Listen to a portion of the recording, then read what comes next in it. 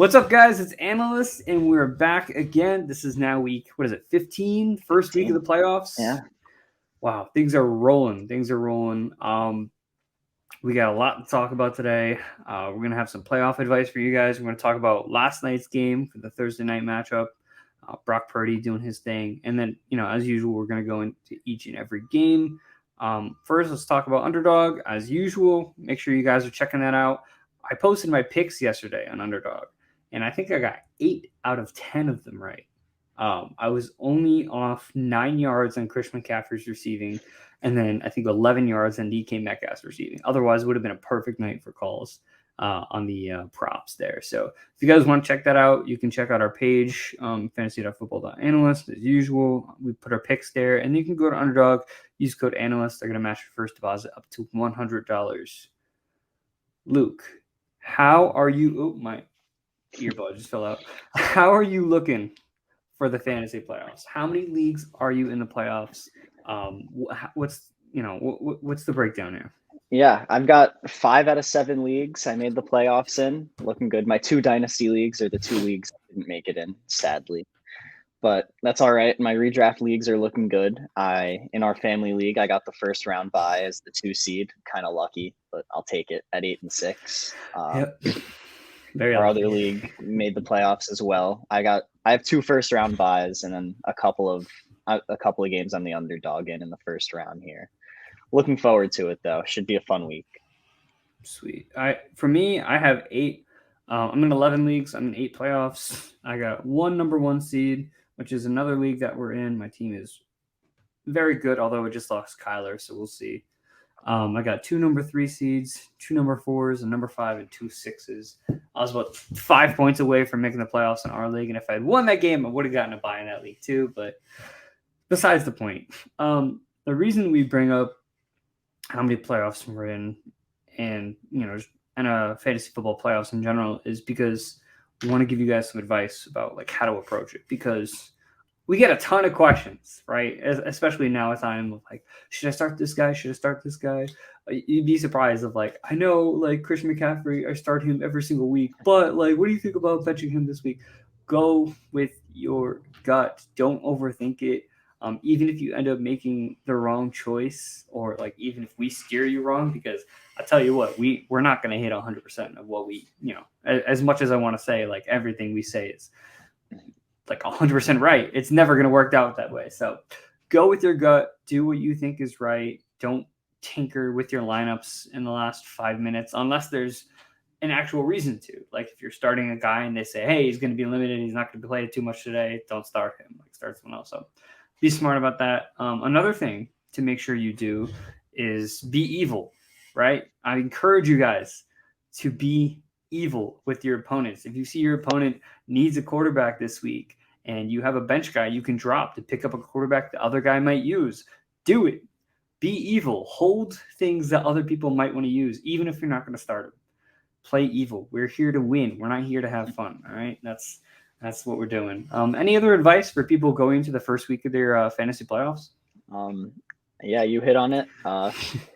Maybe play your upside players, I would say. The playoffs is the time where you want to, if you have, not so much anymore, but we were talking about Gabe Davis earlier in the year. If he happened to hit on one of those 35-point performances, that's basically a free win. Look for plays like that maybe not your entire lineup, but if you have a risky play who can get you pretty much a free win as opposed to someone who has, a 5-10 point ceiling, I would definitely go for the high upside if you can, and look forward to scoring 30 points in a game from one player.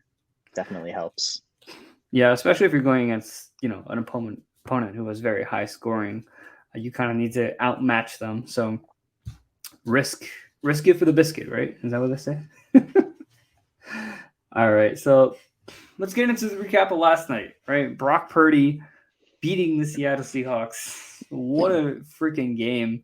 I think my flag football team would have a better job of covering George Kittle than what happened with the Seahawks last night. I don't know how you leave that guy wide open on multiple plays. That's wild. But as a result, George Kittle, 2 touchdowns, 90 yards. If you have him in going into week 1 of the fantasy playoffs, you are happy, unless, of course, you are Luke, who has him and he has a bye, which you're still not upset about, but you're like, okay, I could use this next week as opposed to this week. So there's George Kittle, and then there's Brandon Ayuk, who completely shut down the bed. So I have a couple leagues where in the playoffs I went against someone else who started Brandon Ayuk, so that worked out. What are your thoughts from this game? I told some people to start Ken Walker, and he I think he just barely hit over 10 points, which, depending on your options is all right. But what are your thoughts on last night's game? Yeah, I mean, just watching Brock Purdy play and this 49ers team just be undefeated with him in there, it's just been a blast. It's so fun watching them, scheme up all these routes. And George Kittle broke off 2 touchdowns yesterday. Christian McCaffrey's been electric on this team. I wasn't really expecting him to have the impact that he did, as good of a player as he is. It's just been really fun. And the Seahawks are kind of the exact opposite. They're slowing down very, very quickly.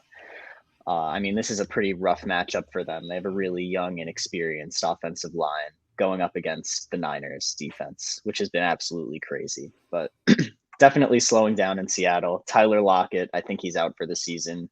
I saw something about him getting surgery today. That's going to be definitely a hit. And I mean, their playoff hopes are still alive, but they have a lot of teams coming for them, like the Lions.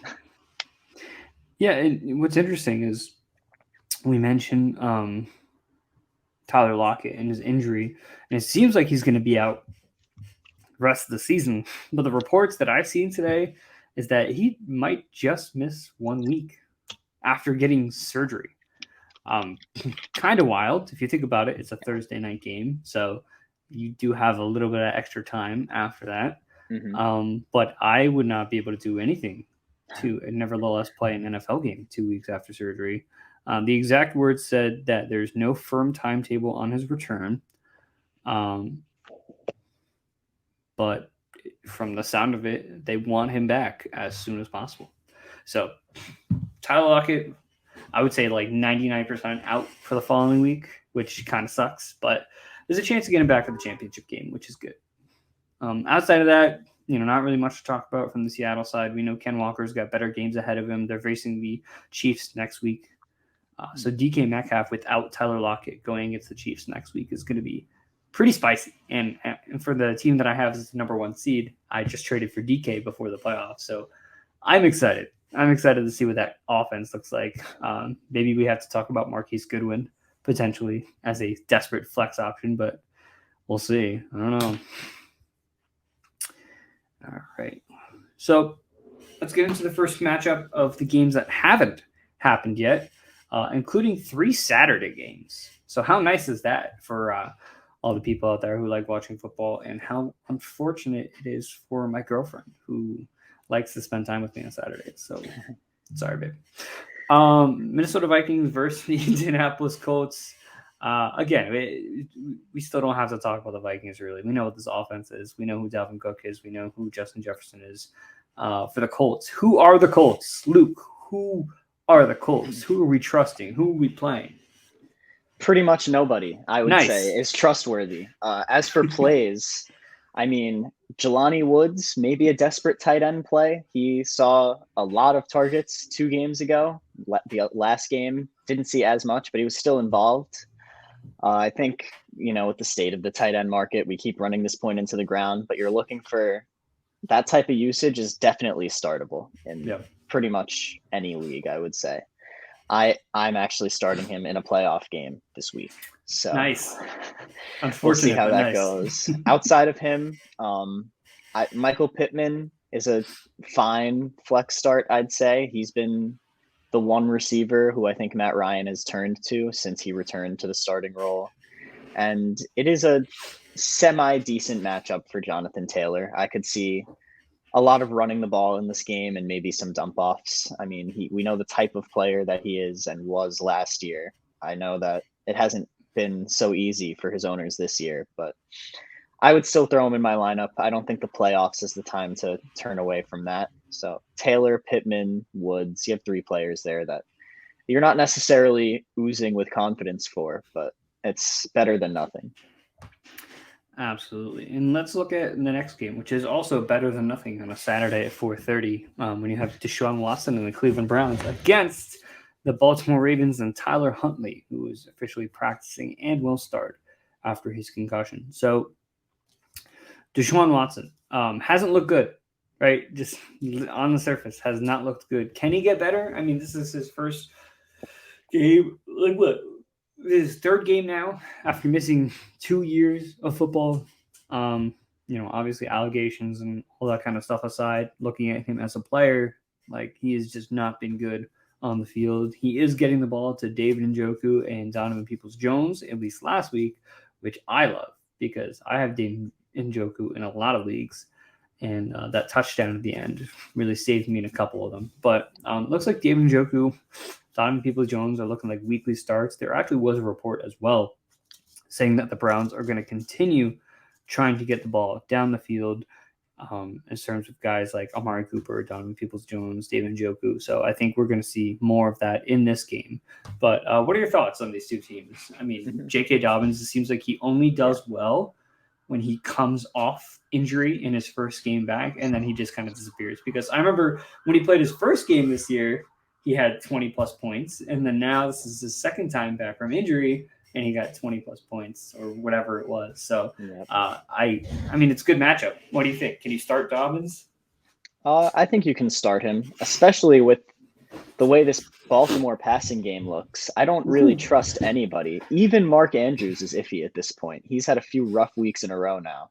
And I know Tyler Huntley is going to be running the ball, I'm sure, and probably vulture a lot of touches from Dobbins. But even then, I don't really feel comfortable starting many Ravens at all. I mean, obviously, if you have Andrews, you're almost definitely playing him. But he has been very, very spotty for a few weeks now, and it's definitely a cause for concern. And the Browns, you pretty much hit it. They have 3 players who they've been getting involved. I mean, last week there was enough volume for Peoples-Jones, Njoku, and Cooper to all see. I think Cooper had 7 targets, and that was the lowest number of the 3. I imagine that the volume will actually fall somewhere in between where they were last week and where they were against the Texans when everyone had like 2 targets except for Cooper. But even so, that means that these 3 guys are startable on a weekly basis. At probably 2 of them, maybe even all 3 will get involved at some point, depending on how Watson looks. And this may be a tough matchup against a Ravens team that is going to be playing hard defense with the way their offense looks. So maybe another tough week ahead, but I still agree that Njoku, Peoples-Jones, and Cooper are all worth putting in lineups this week. Yeah, and again, we're going to keep hammering the point of the tight end market currently. I'd say David Njoku is a top 5-6 play right now, like on a weekly basis, and that's just based off of how bad the other options are. I mean, theoretically, if you have David Njoku and Mark Andrews, who are you starting? David Njoku, I think. Confidently? Sure. Yeah. I have no confidence in the Ravens passing attack right now. And okay, so with that, if you have Mark Andrews, I don't know why I'm playing with this pencil here. Might be distracting. If you have Mark Andrews, are you actively looking for another option? Or are you just saying, like, look, the market's shit anyway. I'll just roll the dice with a guy who I know has, like, been good in the past? Yeah, that's likely the second option. Obviously, you look at the waiver wire. If you see a guy like Evan Ingram there, that's definitely someone I would consider starting over Mark Andrews, David Njoku. These guys are probably on rosters at this point. But if not, I think grab them. They're likely to be better than Mark Andrews this week, especially at least until Lamar comes back or until we see a shift in the way the Ravens are playing football. Which we don't know if it's ever going to happen with this Ravens offense. But let's look at the third. Wow, we're moving. Let's look at the third Saturday game here. Buffalo Bills hosting the Miami Dolphins. As someone who has Tua in a lot of leagues, this one hurts because I started Tua last week. He had 0 points at halftime. And then now we just have another crap matchup here. It looks like defenses have figured out how to stop him, which essentially is you just move your linebackers back more, and he can't do anything. It's a miracle of like how they were able to figure it out. I have faith in Mike McDaniels. I have faith that him and Tua and Tyreek and Waddle will come up with some sort of solution. But it's tough. Do you start Tua in this matchup, or do you kind of stray away from or look for another option at this point? I would definitely look for other options. I mean, I've been streaming quarterbacks in a couple of leagues that I made the playoffs in, stumbled upon guys like Trevor Lawrence who have been lifesavers for me. This is an unfortunate situation for pretty much anyone who has Tua, Waddle, either of these running backs, because this has been such a dependable offense all year, and now they've slowed down at just about the worst time. Me, as someone who has Tyreek Hill in 2 of my fantasy playoff leagues, I am very happy because I know that if they're rolling, Tyreek Hill's going to be involved. And if they're not, Tyreek's still going to be involved. That's what we've seen the past 2 weeks. He's been pretty much their entire offense has been Tyreek Hill. I struggle to really give advice as to what to do here because, I mean, I think I'd still start Jalen Waddle. He has the same type of skill set as Tyreek Hill. There should be a lot of passing in this game, and I would imagine that they'd both be involved, although we are supposed to get a lot of snow in Buffalo. That's what I was about to say. There's a weather factor here as well. Yeah, and then the running backs too. They're both healthy. I don't know what they're going to do. Does Mike McDaniel even know what he's going to do? No. But I'd love to see someone ask him. I'd love to see the response that he comes up with. He's very entertaining in conferences. But on the Bill side, we know what Stephon Diggs is. He had a rough week last week. I think he's going to bounce back here against the Dolphins. And then on top of that, I don't know if I'm really trusting Gabe Davis. I think he's still, as you mentioned, a high upside play. But I'm not excited to start him. I would have to see who the other options are. As for this running back room, just when we thought we figured it out with James Cook. But, we did mention, though, that he was still outsnapped in that game by Devin Singletary. So there was a good chance that what he did would not be solidified. So if you wasted all your fab on James Cook, hold tight. Don't start him, but hold tight because we got a couple more games. If there's an injury to Singletary or Hines or, if they just suddenly decide that now he gets 70% of the offensive snaps, it could happen, right? It could totally happen. I mean, look at Isaiah Pacheco. He just kind of came out of nowhere and started doing his thing. And Christian Watson, the entire season of doing nothing. And then now he's scoring 2 touchdowns a game. So anything's possible here. But let's go on to this first Sunday game here. New Orleans. I meant to put Saints. I guess I just put New Orleans. That's fine. The whole city of New Orleans versus the Atlanta Falcons here. You are a Chris Olave owner, as we've talked about multiple times. Are you trusting Chris Olave in the playoffs? Are you playing Chris Olave when it matters the most? I am. I don't know if that's for lack of having other options. I sort of bet on my receiving depth and traded away Terry McLaurin for some more running back depth. And now I have an abundance of running backs, and I'm really lacking at receiver. I do ultimately trust Chris Olave. This one may be a tough matchup and maybe the toughest he sees for these playoffs. Lining up against AJ Terrell for a decent portion of the game might be difficult. But on the other hand, I mean, this could be a pretty close game. I could see a lot of throwing the ball late in the game. I'm playing him. Whether or not it's out of desperation, he's in my lineup. I'll be rooting for him. And I do have some confidence. I mean, he is their number one target. He's been their best receiver this year. So I do think that ultimately they will look towards him. I mean, other guys on the Saints, this I think is a good matchup for Alvin Kamara. You have a pretty awful, you have a pretty awful run defense. And again, the Saints should be throwing the ball a lot. And I mean, he has his target share that he has. He's been getting, 4 or 5 targets every week. Alvin Kamara, it's been a disappointing season for Kamara owners for sure, but I do think that this could be a nice spot for him. Yeah. And the Falcons, you have Desmond Ridder coming in. I don't really know what to expect. Probably, I'd imagine it's the same Arthur Smith offense, throwing to random people. Maybe a slight boost for Drake London. Maybe. We'll have to see. I still don't trust anybody on the Falcons, not a single person. If you had to pick somebody, I would start Drake London if you're desperate, but yeah, probably be the same. In my eyes, for a team to make a switch at quarterback, it's because you want to see what a player could do, right? I think with Marcus Mariota, they were running a very cautious offense because they knew their strength was the running game. They just wanted to play good defense and have a good running game, and they didn't really do either of those things. So when you look at what this offense could look like with Desmond Ridder, as you mentioned, I think they're going to let him sling it. I think he's going to come in. Drake London's going to be a huge part of this offense. Desmond Ridder is going to get a lot of passes in there. Just because, again, why do you make the switch if you're not going to see what you have in that player, especially in a season that feels all but lost? So I hope that ends up becoming the case. Again, we could just get Arthur Smith and just kind of get screwed out of that. But I do feel like we're going to see Desmond Ridder throw the ball a bit more than we did with Marcus Mariota. So we'll have to see if that comes true. I do think it's worth noting that they are one game out of the division lead there. So maybe you never know. Maybe he thinks that the best way to win is run the ball 40 times. Well, this is definitely a winnable game against the Saints. So anything's possible here. But let's look at this next game here. It's like we're getting all the crap matchups out of the way first. Carolina Panthers versus the Pittsburgh Steelers.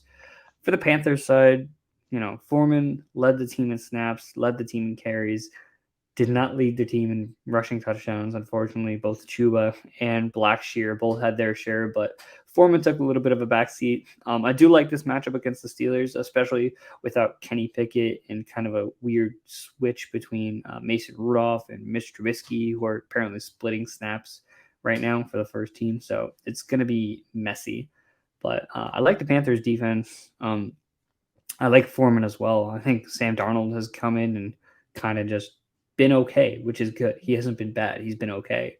I think the Panthers end up taking the division.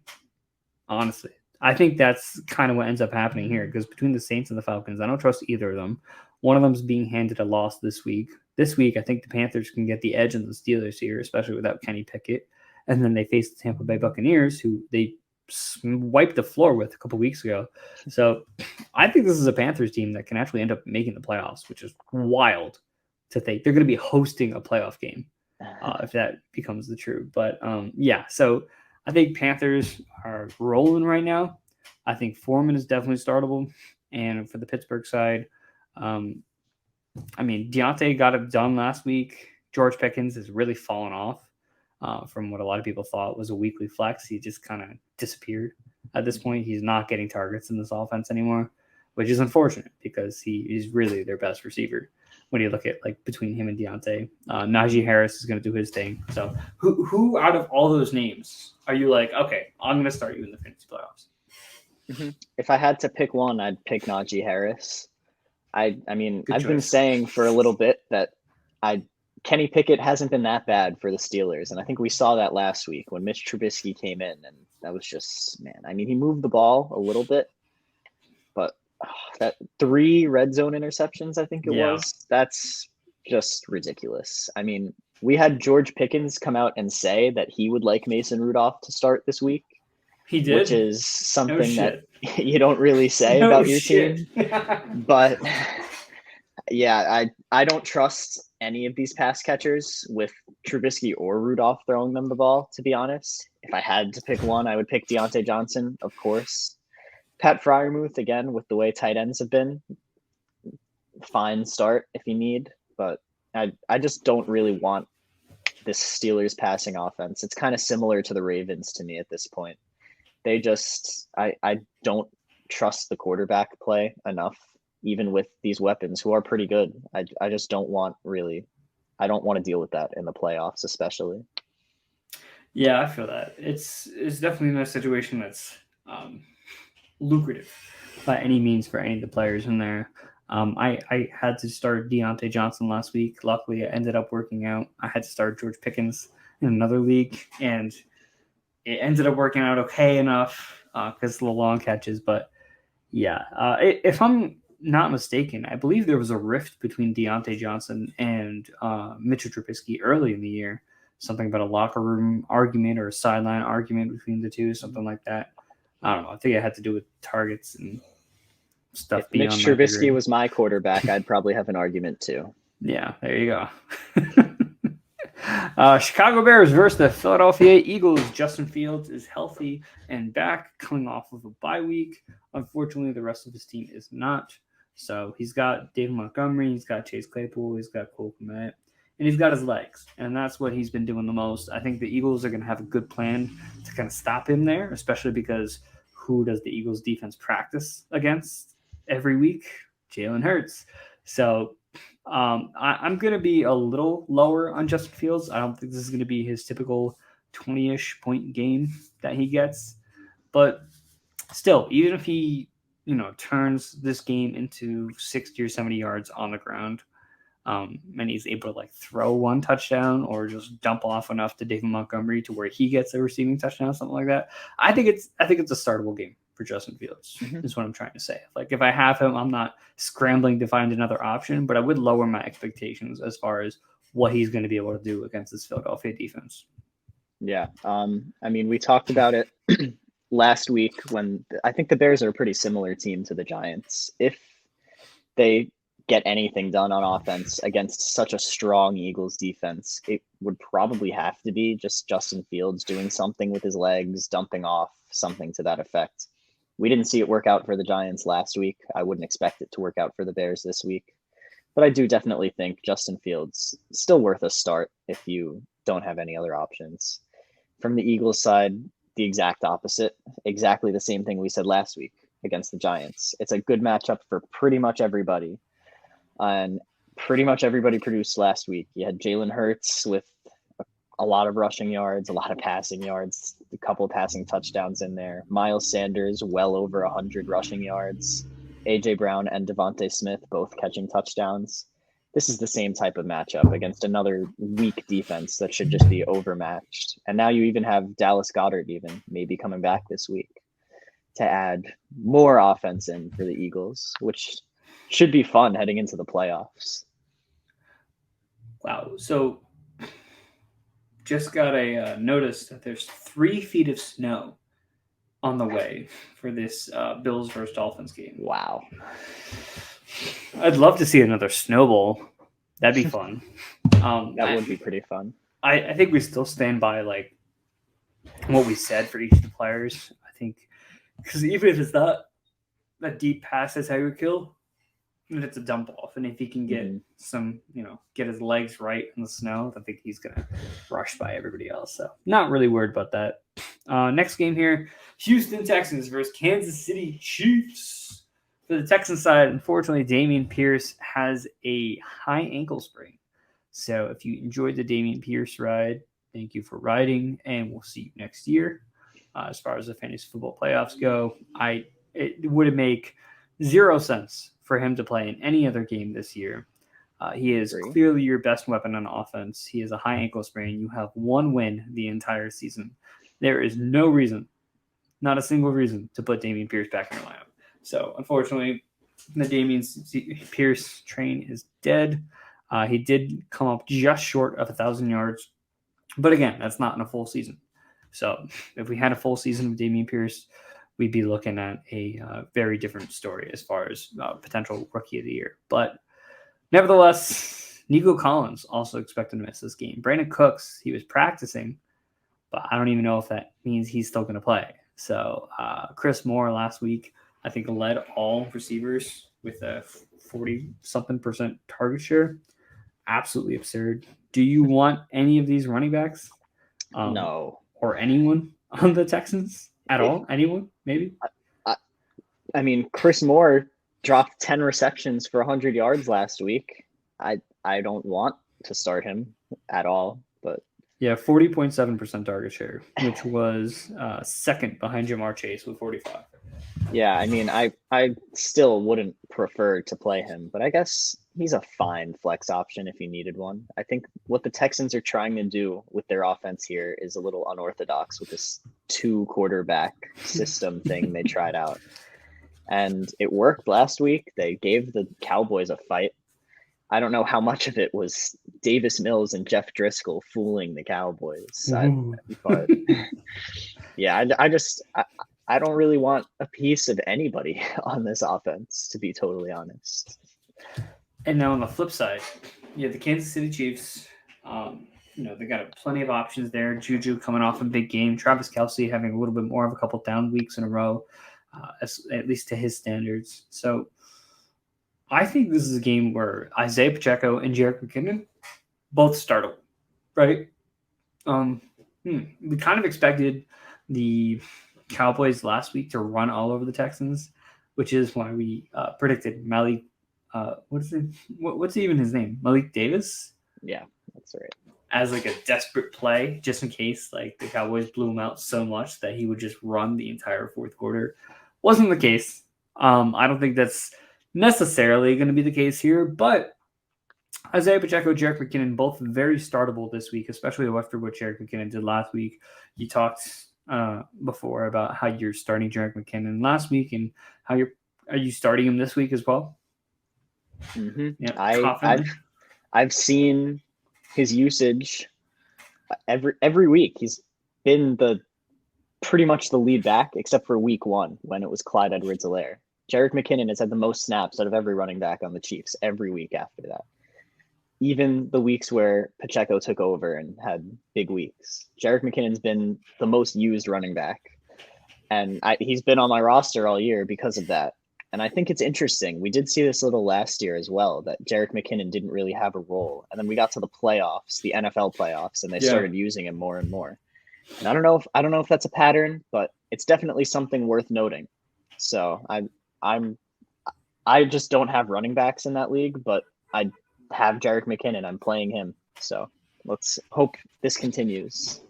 Yeah, I'm having to flex Jerick McKinnon in a few leagues. One where I'm missing Pierce, and he's actually playing for him. And then another league where I'm missing Debo, and he's playing as my flex in that league as well. So, oh man.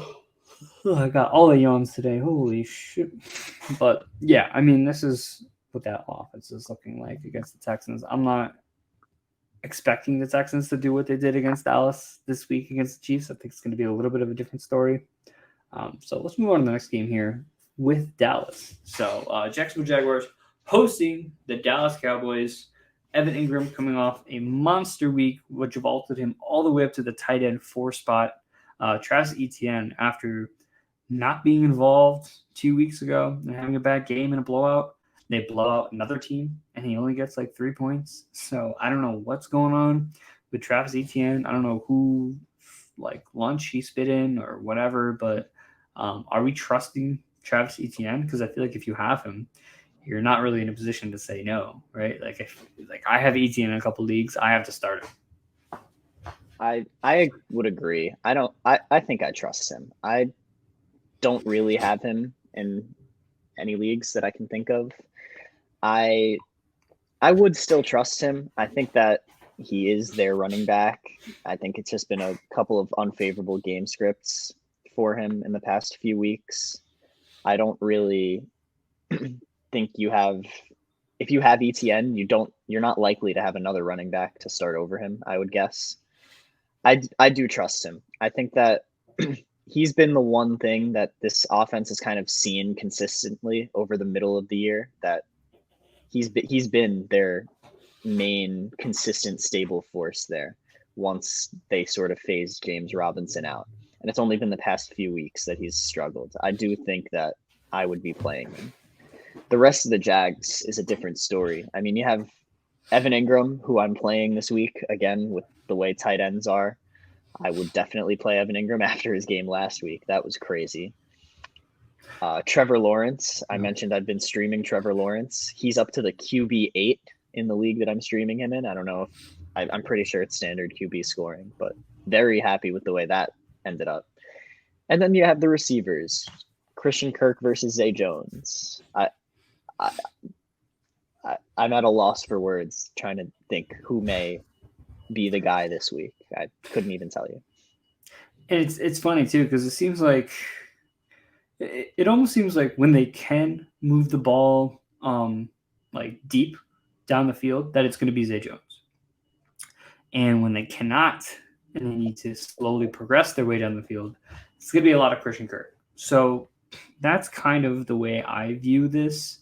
So if we're looking at the Dallas Cowboys here, we look at, okay, do we like Zay Jones on the outside potentially against Trayvon Diggs, or do we like Christian Kirk in the slot, where they're going to have to try to move the ball slowly up the field? I think I favor Christian Kirk in this game. I don't know a lot of people who have Zay Jones and Christian Kirk who are like, okay, every week, who do I start? Because I feel like if you have either of these guys, you're okay putting either of them in your lineup each week. But so I'm going to lean Christian Kirk in this matchup. And, for the Cowboys side, still starting Pollard each week. And apparently we're still starting Zeke each week as well, because he's been piling together these touchdowns. So that'll do it for that game there. Now we got this game, the New York Jets versus Detroit Lions. Surprise, surprise. Zach Wilson is back. Sucks. This sucks. This really sucks for the whole offense, unless he's just magically become a different player after being benched. But evidently, Mike White is not healthy enough to be playing in this game, so he is going to be out, which means that Zach Wilson is back, baby. And this offense that can only run the ball and doesn't trust him throwing against the Detroit Lions. I'm looking to start the Lions defense here. I don't think I've been looking to start the Lions defense the entire year. They've definitely picked it up lately, but this might be the time to do it. I mean, do you expect Zach Wilson to come off his timeout and just like play his mind out? I mean, I don't know. What do you think? No, I do not. I do think that the impact on the rest of this team is going to be big as well. I think the one receiver that I do have confidence in is Garrett Wilson. He was able to pile together a few good games, even with Zach Wilson in there. But yeah, I don't really have faith that however long it's been, a month since Zach Wilson's been sitting on the bench, that he's magically put something together. And I would certainly not bet that he has the locker room behind him all of a sudden, because there were kind of bad vibes coming out of there as well when he got benched. Yeah, and I think what's interesting too is that we do have to kind of downgrade Garrett Wilson, because he was able to string together some games with Zach Wilson, but for the most part, it is not nearly the upside that we were getting with Mike White. So I would downgrade Garrett Wilson now. I think the Lions are going to run away with this one. The Lions are going to be 7-7 if they win this game. Yeah, they're definitely trending towards potentially making a playoff run. Oh, you're frozen there. I can hear you, but I can't see you. Oh, I see you on mine, and mine's recording, okay. So it all worked out. Works out. As long as you can hear me, right? Yeah. For the Lions side, Amon-Ra looks like he's going to have a tough matchup against Sauce Gardner. I mean, do we think Sauce Gardner is going to be covering him? Do we think Sauce Gardner's maybe going to stick to the outside with someone like DJ Chark, which could, open things up for a guy like Amon-Ra St. Brown? Regardless, you're starting Amon-Ra. But Swift, Jamal Williams, and Justin Jackson. You know who was the best running back last week? I couldn't tell you. Justin Jackson. Which, how crappy is that? As fantasy owners, Swift every single week, like since coming back, has scored at least 8 points in every single matchup. So I have it here on my phone. Since coming back week 8, 14, 8, 8, 12, 10, 21. And I'm like, all right. So at the very least, he's going to be giving at least 8 points. And he gets 6 last week after, 20 touches or 20 opportunities the week before. And then Justin Jackson comes in. Let's pull this up real quick because boy pissed me off. He had a rushing touchdown, 19 yards. So I don't know. I have DeAndre Swift. I kind of have to start him because that's how bad my running backs are. But what's your take on this? Are you trusting DeAndre Swift? Probably not. No, I don't think I'm trusting any of them. Jamal Williams has been living off of that touchdown upside, which had went away. I mean, what does that tell you about this run game is my main takeaway. That they have these 3 guys that are basically splitting it a third each down the middle, and they are all producing in it on any given week. This has to be a really, really good offensive line and a really, really good just scheme run game in general to make that fit.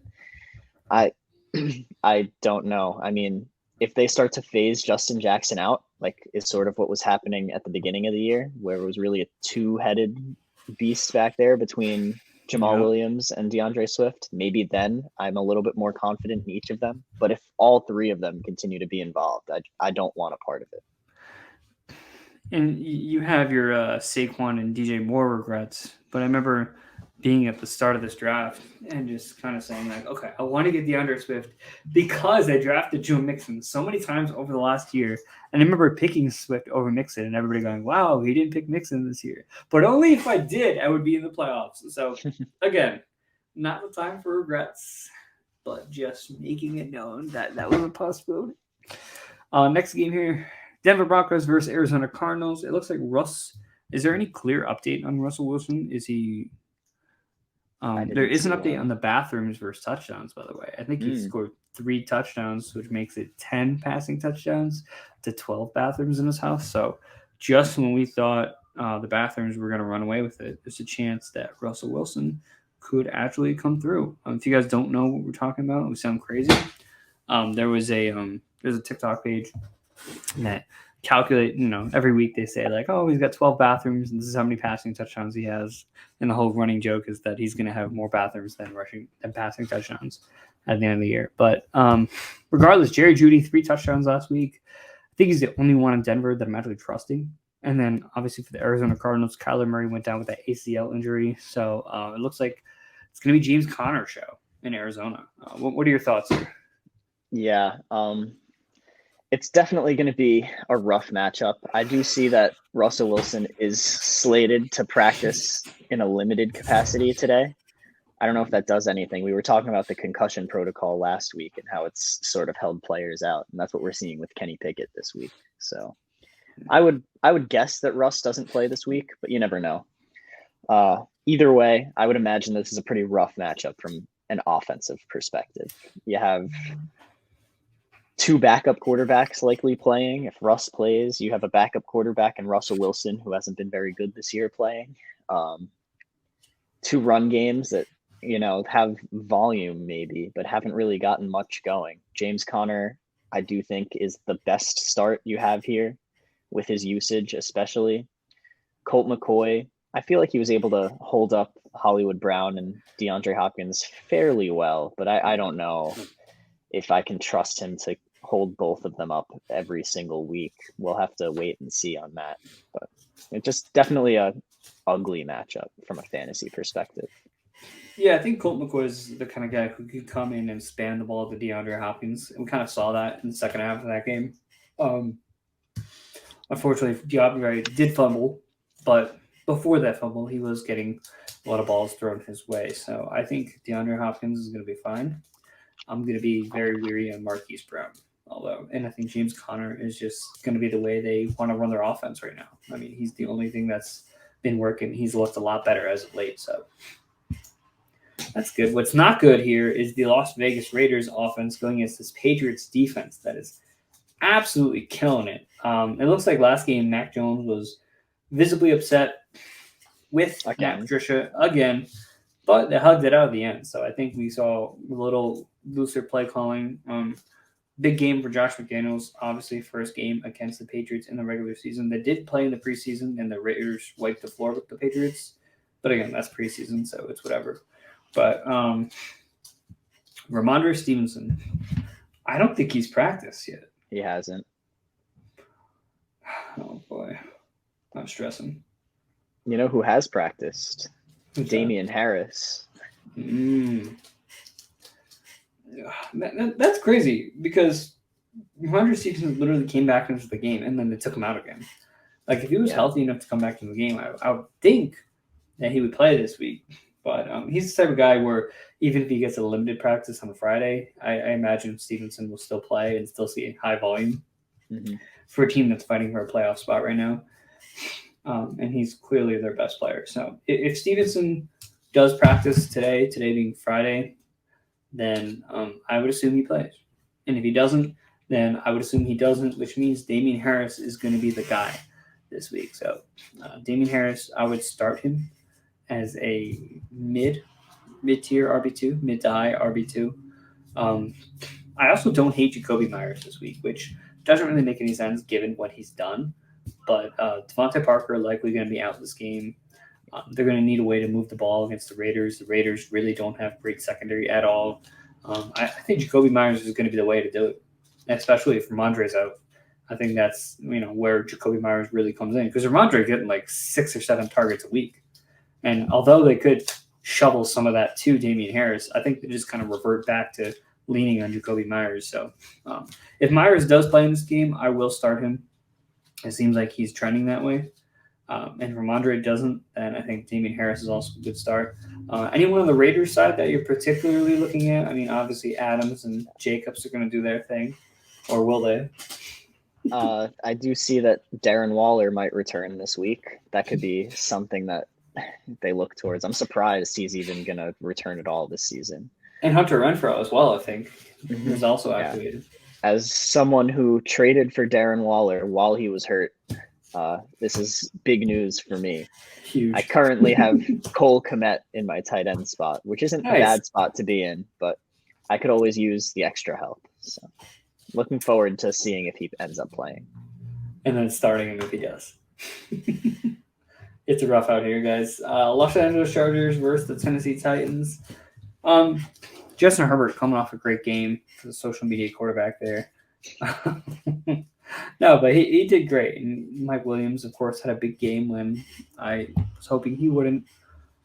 Keenan Allen doing his thing. Austin Eckler kind of doing his thing. So this is kind of like the Vikings right now, where like you're starting Keenan, you're starting Austin Eckler, you're starting Justin Herbert, you're starting who am I missing? Mike Williams. You're starting Mike Williams. For the Titans side, it seems like Treylon Burks, who actually has a decent matchup this week, is not going to play. The last I saw, he still hasn't practiced from that. Yeah, he's still not practicing from the concussion.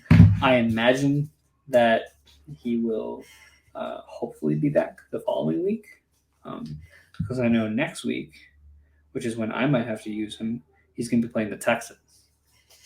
You know what? That may not be a good week. That seems like a Derrick Henry 300-yard game. Yeah. So I don't know there. But, so Treylon Burks, likely not a go. Chigoziem Okonkwo. It's time we started talking about Chigoziem, right? How do you feel? What do you feel about Chig? Well, just like Jelani Woods, I'm also starting him in a playoff game this week. Yeah, so am I. So looking forward to that. I am a little bit scared with the way the Chargers run defense is, that Derrick Henry just runs all over them as well. But the Chargers are a good enough team that I think they keep it close, and eventually we throw the ball a little bit here. And with Burks likely to miss this game, I mean, who better, right? Yeah, and I think what's really interesting about Chig here is he's had 11 targets over his 2 last games, and he has 15.2 yards per reception on the year. He's built like a receiver. If I didn't know he was the tight end on the field, I was just looking at the players out there. He just does not look like a tight end at all. He's 6'3". I think like Cortland Sutton's taller than him. He's not like built wide either. So it's very interesting to look at him and call him a tight end, but he's playing very well. Mm-hmm. And 15.2 yards per reception is unheard of. He's been running a lot. He's been running a lot of routes for them as a fullback as well, which I think is pretty interesting. Yeah. Wow. I'm curious. Travis Kelce on the year, just to give an idea of what his yards were. So Travis Kelce currently in this season has 12.8 yards per reception.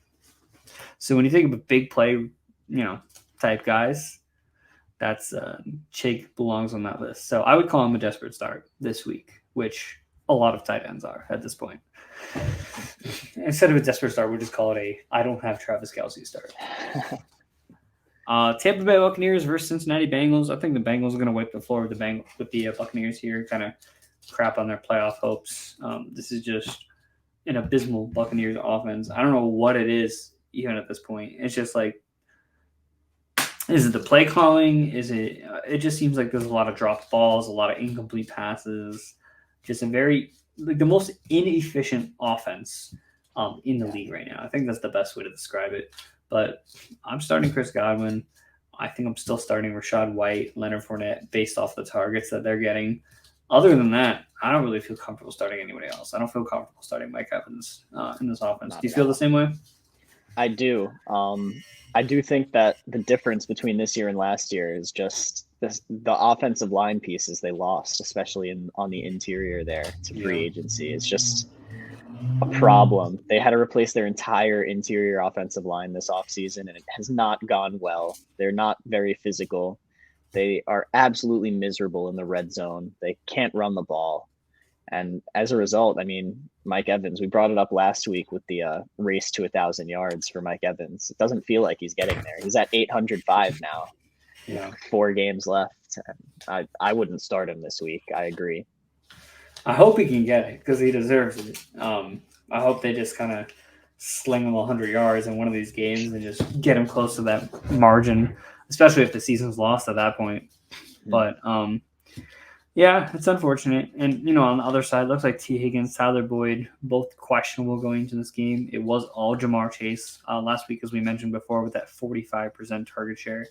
Might be something similar this week against the Buccaneers. If T. Higgins playing, I'm probably going to be cautious about him. And Jamar Chase is playing, obviously. Well, he is, but, you're starting Jamar Chase. And I think you're starting Joe Mixon as well, even after kind of a slow week last week. Samaje Perine getting a little more involved than our likings. But yeah, I mean, that's basically what we're looking at. That offense is there. For this game, why don't you take away this game? We got the New York Giants, your team, on the up and up, right? Right? Only getting better and better? Totally. Yeah, this one, I know these teams played 2 weeks ago and they tied. It just doesn't feel like it's going to go that way. It feels like it's going to go very much Washington's way this time. Imagine if they tie again. How that would be crazy. But that would be so disappointing. I just don't really have faith in my Giants at this point. I mean, the Commanders, their last game was against the Giants. They had a bye week and they play the Giants again.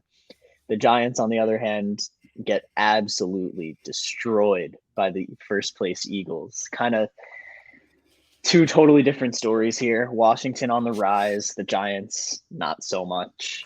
All the injuries with the Giants are still the same.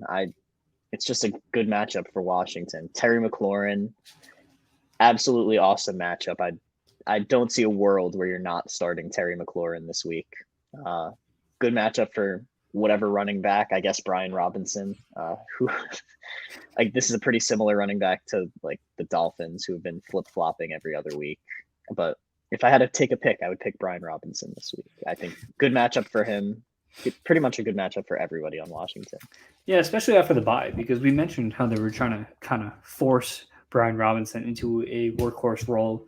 And now after the bye, maybe that extra time to get a handle of the offense now actually being healthy, he started to look better. He started to look better the last couple games. So I think he's going to come out full force, and we're going to get Brian Robinson RB1 for the rest of the season. So if that ends up being the case, that's great. For the Giants, I mean, Saquon, sure, you can start Saquon. Are you excited about it? Probably not too much at this point. And then, for the Commanders, we mentioned Brian Robinson startable. Terry McLaurin, you got to start him this week. Other than that, not really looking at anyone else. We got this last game here, the Green Bay Packers versus the Los Angeles Rams. Oh, man, what to make of this Packers offense, this Rams offense. Could Baker lead the Rams to a win against the Green Bay Packers? It's very possible. But in my mind, I'm starting Christian Watson. I'm starting Aaron Jones. And then for the Rams side, Cam Akers. I like Cam Akers this week. He's been getting the work. The Packers have an abysmal run defense. I think Cam Akers can actually do some damage. And if the Rams want any chance at winning this game, I think that's the route that they take. So what are your thoughts here? Do you agree? I think that's kind of we talked last week about you having Cam Akers in a couple leagues. Are you starting him this week? In both of them, yeah. Nice. I mean, one of them is the same one I'm starting Jerick McKinnon in, so this is going to be a real roller coaster. But I took the chance on Cam Akers when he was taking his leave from the team. I picked him up, traded for him, whatever, in a bunch of leagues. Didn't trade anything significant, but picked him up in as many as I could, and it paid its dividends last week. I'm hoping this continues into the fantasy playoffs because I don't really have another option. It's been good. It looked good last week. Maybe Baker Mayfield can get this offense moving a tiny bit. We know the Packers' run defense is not the best, so it's a good matchup in theory. We'll just have to see if he executes. 100%. And it was crazy seeing Baker get the win for the Rams last week.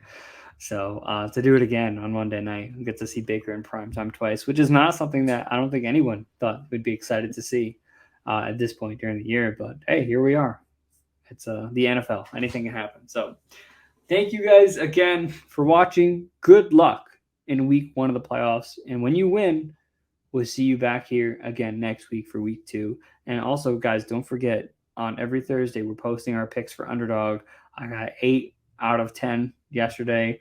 I was very close to getting 10 out of 10. So if you guys want to get in on the action, use code ANALYST and Underdog. They're going to match your first deposit up to $100. Any final words for the viewers? Good luck in the fantasy playoffs. I'm wishing myself good luck as much as I'm wishing you guys. And yeah, hope to see you back next week after moving on to the semifinals. So, and just so we have a final word, I'm in 8 playoffs currently, and you're in how many? 5? 5. All right, so we're going to see who has the most next week. See how many drop off after all these numbers here. So we'll see. All right. Catch you guys next time. See you. See ya.